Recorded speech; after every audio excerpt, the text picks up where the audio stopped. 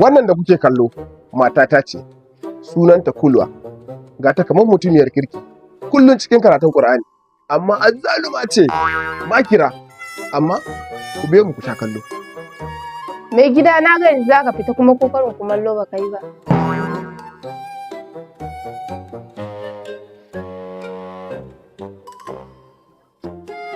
Inna lillahi wa inna ilaihi raji'un. Mai gida wannan kuma na menene? Inna lillahi wa inna ilaihi raji'un. Kar fa mai gida saki na yayi. Inna lillahi.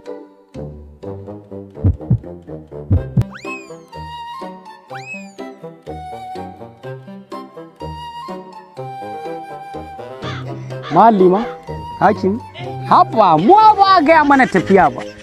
To lokacin daga Kano in muka gangaro da ƙafa Yola.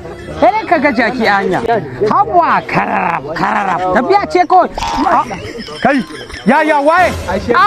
Yar mu ce. Kulwa? Ran kai dade yar mu ce. Akwai matsala baba. To? Baba akwai matsala. Me yake faruwa? Wannan takardan kuma na menene ne? Baba fa ne ya bani kuma ban san na menene ba baba, na shiga uku baba. Ran kai dade an zo da damuwa. Wannan damuwa ne ta zo da shi babba. Ka duba cikin idonta. Damuwa ne a ciki. Inna lillahi wa inna ilaihi raji'un. Kulwa, me yake faruwa? Me gari? Ya kamata a bincika abin da yake faruwa. Kaga hawaye na idonta. Bai kamata a yi komai cikin fushi ba. Wannan haka mutumin nan zai Kai na kai zauna. Bai da na kana ci. Wannan yawa ne ya baba. Hey Kulwa. Mai wannan din ne ke fa kin san da kyar aka samu aka daura. Dikin hada belu Kulwa Baba to. Ke da wannan ya na ga. Ako gaje. Mai wannan din ni ko bude kai. Ona min takaddar. A'a mai gari. Ya kamata a bi abin a hankali. Kar a yi gaggawa, baka san menene a ciki ba. Kamata ya duba a gani. Kai man liman dama na fahimci kai mu na rantse ran kai dade man liman baya son ka da karu. Watakila ma irin makotan nan ne suka kawo abun karuwa. Kai wallahi ba na san cewa man liman munafuki. Amma sai mun kwace masallacin nan a hannu. Wala ba san iyali na. Kai Bakiru je ka kira min Wannan so sunan nan fa. kai yara ne ka haife su ba ka yi halin su ba.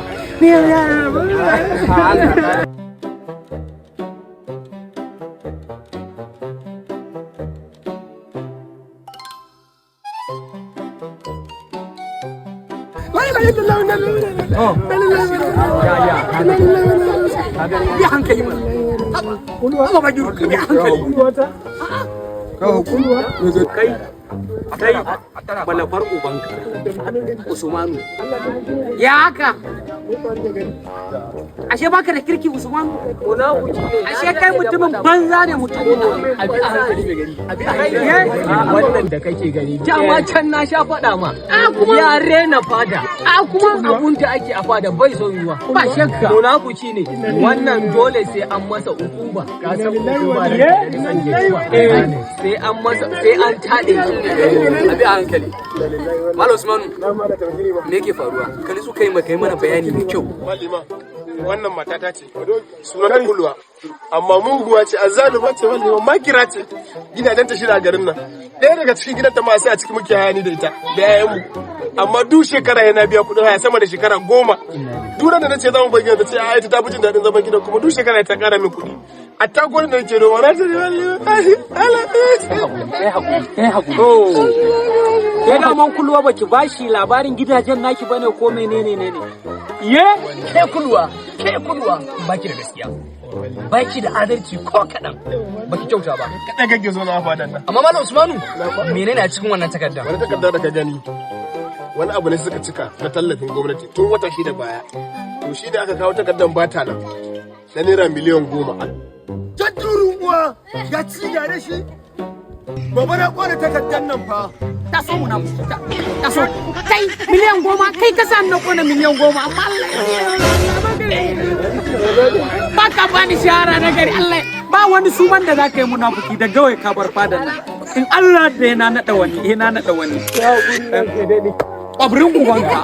To amma ni saboda rashin mutunta min yanzu mallima na sake ta saki daya. Idan kuma tana so ta dawo sai ta bani ɗaya daga cikin gidajen ta na ƙara aure. Amma ba ka wallahi na sake ta mallima. Kai sha wallahi. Ai hakuri malam.